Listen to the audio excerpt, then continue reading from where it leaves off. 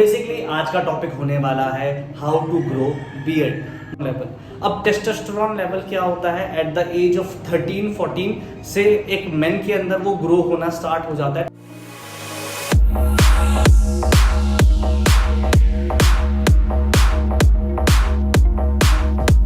फिर आ चुका नए वीडियो के साथ। मतलब बियर्ड कैसे बढ़ाएं। अब 80 to 90% ऑफ यंगस्टर का ना एक ही क्वेश्चन होता है कि उनकी बियर्ड ग्रो कितनी जल्दी हो जाए, बस सबसे मेन चीज़ ये है। और ऊपर से जो बॉलीवुड ने एक ट्रेंड लेके आ गए हैं बिग बियर्ड का।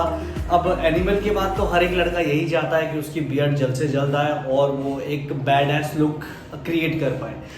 मैं आपको बताऊंगा कि कुछ नेचुरल तरीके जिससे आप अपनी बियर्ड को ग्रो कर सकते हैं।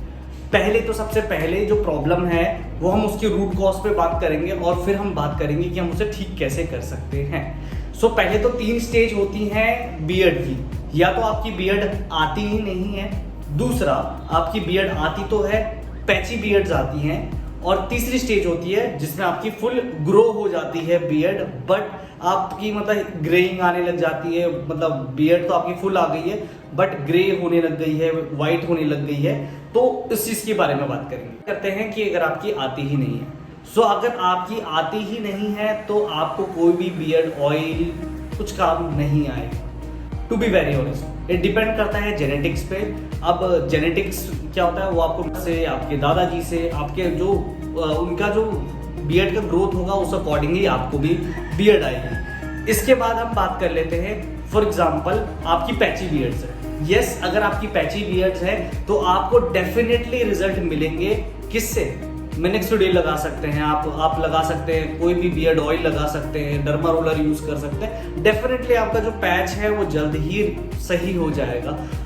तीसरी स्टेज आती है जो ग्रे हेयर हो जाते हैं या प्रॉब्लम होती है। देखो, सबसे पहले ना बियर्ड को ग्रो करने के लिए अगर आपको फुल बिग बियर्ड चाहिए, मतलब फुल आपकी जो फेस पे भरी हुई बियर्ड चाहिए, उसके लिए 3-4 चीजों का होना बहुत जरूरी है। पहला तो जेनेटिक्स, उसके बाद आता है जेनेटिक्स आपका पहला मेजर फैक्टर होता है। अगर आपके जेनेटिक्स ही नहीं है तो आपकी बियर्ड कभी भी ग्रो नहीं हो सकती।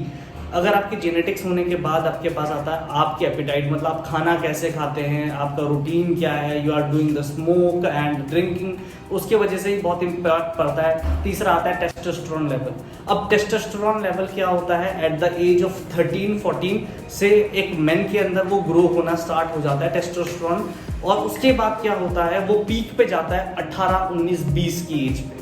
अब अगर आप उस एज पे हैं और आपका टेस्टोस्टेरोन लेवल काफी हद तक अच्छा है तो आपकी ऑटोमेटिक बियर्ड आ जाएगी।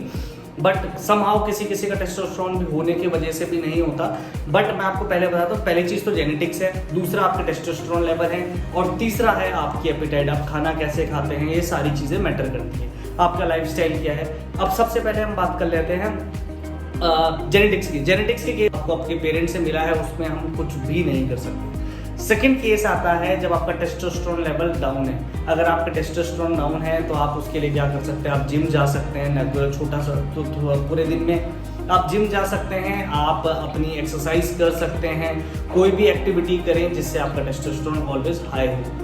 फिर उसके बाद आप टेस्टोस्टेरोन जो भी खाने से आपको, मतलब खाने से आपके टेस्टोस्टेरोन लेवल बढ़ जाते हैं, आप वैसे कुछ खा सकते हैं। अब इसका मतलब ये नहीं कि आपको टेस्टोस्टेरोन बढ़ाने तो फिर आप स्टेरॉइड्स ले रहे हैं या फिर आप इंजेक्शन लगा रहे हैं।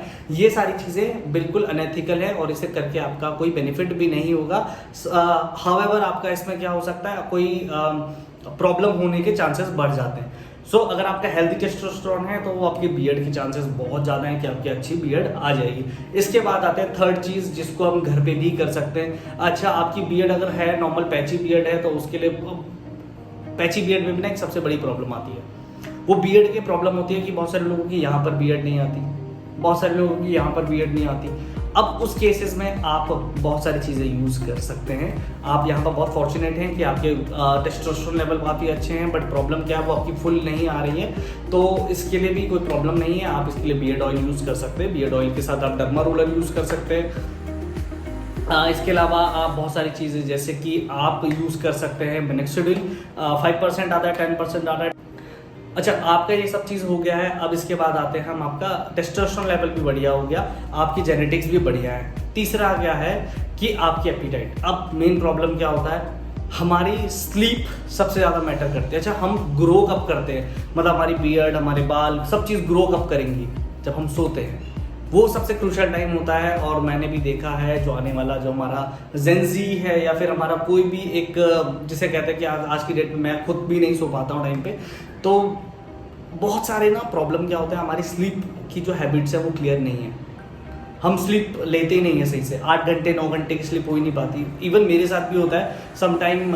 कभी कभी क्या होता है, मेरा जो शेड्यूल होता है बहुत ज़्यादा एक्टिव होने की वजह से रात 3 बजे 4 बजे सोना होता है और उस वजह से मुझे बहुत प्रॉब्लम होता है। हाउएवर मैं उस चीज़ को ओवरकम कर लेता हूँ बाकी सारी चीज़ों को छोड़ के। फॉर एग्जाम्पल अगर मैंने हफ्ते में एक बार कर लिया है तो मैं कोशिश करूँगा अब उसे रिपीट ना करूँ। कोशिश करो जितनी जल्दी हो सके अपनी क्वालिटी स्लीप, देखो सोना एक चीज़ अलग है, स्लीप और क्वालिटी स्लीप में डिफरेंस होता है। अब आप सोते हैं बट आपको सुबह सुबह उठ के थकान सी फील हो रही है या फिर ऐसा कुछ हो रहा है तो वो आपकी क्वालिटी स्लीप नहीं है। सो मेक श्योर करें अपनी 8 से 9 घंटे की जो स्लीप है वो क्वालिटी स्लीप हो। इसके अलावा आप अपनी खान पान में बहुत सारी चीज़ों को ऐड कर सकते हैं। कुछ हाई प्रोटीन हाई फाइबर्स वाली चीज़ें आप ऐड करें, जिससे क्या होगा, और बहुत सारी ऐसी चीज़ें, मतलब खाना आपका हेल्दी होना चाहिए। अब बहुत सारी बैड हैबिट्स होती हैं, बहुत सारे लोगों को, कोई स्मोक करता है, कोई ड्रिंक करता है, इनके वजह से भी आपकी बॉडी को ग्रो करने का टाइम नहीं मिल पाता और आपकी बॉडी अनबैलेंस रहती है। तो कोशिश करें ये सारी चीज़ें ना करें। और बियर्ड ग्रोथ के लिए आप कोई भी ऑयल यूज़ कर सकते हैं। देखो सिंपल सी चीज़ें, बियर्ड ऑयल अब आए हैं मार्केट में, आज से 5 साल 6 साल पहले मार्केट में इंट्रोड्यूस हुए हैं। ज़्यादा मतलब इंट्रोड्यूस तो बहुत पहले हो गए थे बट मार्केट में ट्रेंड में आए हैं कुछ टाइम पहले ही आए हैं। बट आपको ये चीज़ समझनी होगी कि बियर्ड ग्रोथ के लिए सबसे बड़ा इंपॉर्टेंट फैक्टर है आपके जेनेटिक्स। अब फॉर एग्जांपल जो पहले के लोग थे, मैंने बहुत सारे आपके पुराने वॉरियर्स देखे होंगे आपने, छत्रपति शिवाजी को देख लीजिए आप, मतलब उनकी बियर्ड पहले ही आती थी, उनके टेस्टोस्टेरोन लेवल अच्छे थे, वो खाना अच्छा खाते थे, तो नेचुरली ही उनकी बियर्ड अच्छी थी। वो कोई बियर्ड ऑयल यूज़ नहीं कर रहे थे, वो नॉर्मल कोकोनट ऑयल या फिर कोई ऐसा नॉर्मल ऑयल ही यूज़ करते होंगे। तो सिंपल सी चीज़ें, अगर आप ये नॉर्मल चीज़ भी यूज़ करेंगे तो डेफिनेटली आपकी ग्रोथ होगी बियर्ड की। बियर्ड ग्रोथ करने के साथ उसको मैनेज करना भी इंपॉर्टेंट होता है। बहुत सारे लोगों की बियर्ड तो ग्रो हो जाती है, उसे मैनेज करने के लिए वो बाकी सारी चीज़ें नहीं करते, तो वो भी सारी चीज़ें आप अपने एंड से ट्राई करें। अभी इस वीडियो को यहीं पर ही एंड करता हूँ। अगर अभी तक आपने मुझे सब्सक्राइब नहीं करा है तो सब्सक्राइब कर लीजिए। बहुत मेहनत करता हूँ आपके लिए ताकि आपको ये इन्फॉर्मेटिव वीडियो मिल सके।